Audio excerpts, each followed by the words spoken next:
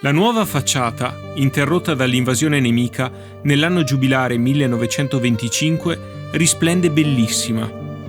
Si presenta con questa didascalia in facciata, la chiesa arcipretale di Tarso, in onore della Beata Maria Vergine della Purificazione, quasi a voler da subito raccontare al visitatore quel che ha di fronte, orgogliosa della propria storia. Attestata dal 1202 e ricostruita nel 1579 e nel 1742, la chiesa arcipretale di Tarso presenta all'esterno un sistema neoclassico, sorretto da imponenti semicolonne. Subito accanto si erge il campanile, una bella costruzione del 1540 sopraelevata nel Settecento e completata con l'elegante guglia ottagonale nel 1883.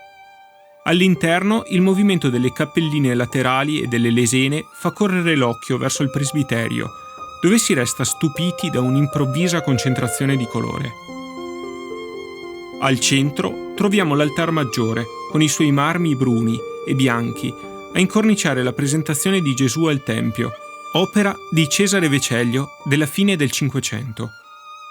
Accanto vi sono due imponenti affreschi di Giovanni de Min, raffiguranti la disputa di Gesù al Tempio e il battesimo del Cristo, opere che il pittore stava ultimando al momento della sua morte, nel 1859. La chiesa arcipretale è solo una delle molte espressioni di arte sacra del territorio di Tarso. A Fratta, ad esempio, è presente la chiesa di San Martino, documentata già nel XIII secolo. È della fine del XV secolo, invece, il ciclo di affreschi sulla parete absidiale, dove all'interno di arcatelle ricordanti le porte della città celeste campeggiano le figure del Cristo benedicente, degli apostoli con il Vangelo in mano, di San Lorenzo e di San Martino.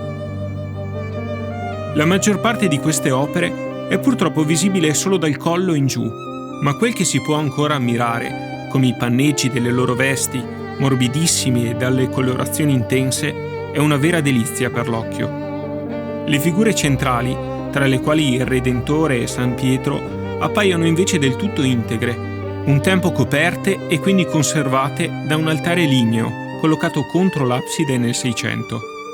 Questo, spostato ora sul lato destro della navata, è il frutto del genio dei famosi intagliatori cenedesi ghirlanduzzi, che esaltano l'impiego del legno scolpendo fregi fogliacei e tralci rampicanti.